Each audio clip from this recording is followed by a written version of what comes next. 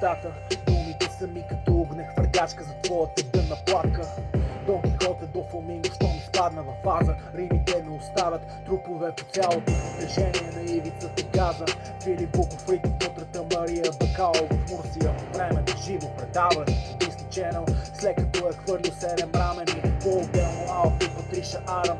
Букарирана риза, на която пише Survivor, ще му разборя стомаха с скалпа. Проникващата ми лирика кара да му се по-негащите. Все едно е малче, още цокаш мляко и ги ползва като памперс. Аз съм отрасте, долу трябва да се парам по теб. Филип Буков! Готов да овладявам огнени стихи. Все едно съм гръцките спасителни екипи. Кръвни активизъм като тупаник на Тайсън Фюри. Няма очевидци, само здрави боготуха.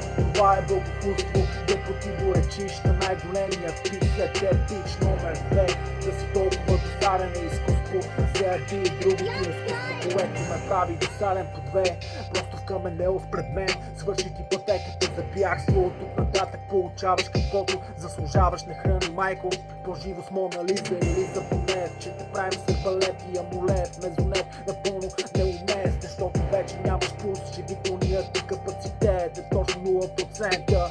Слабореда възхищава човек, където Филип Буков е пациента на плацента. Правиш лични, все едно в него вселил се Едмън Хилари. Алпинист тип, не ме е страх от последния дъх или път да не оставят резерва. Защото аз съм последният оцелял самурай. Щом се прекланям пред паметта на Васил Иванов, Кунче, Васил Левски. Готов да овладявам огнени стихии. Все едно съм гръцките спасителни екипи. Кръвният активизъм като тупаник на Тайсън Фюри. Няма очевидци, само здрави боготуха. Това е богохулство, да противоречиш на най-големия тип. След теб пич номер 2. Да си толкова досаден е изкуство. Заради и другото изкуство, което ме прави досаден по две.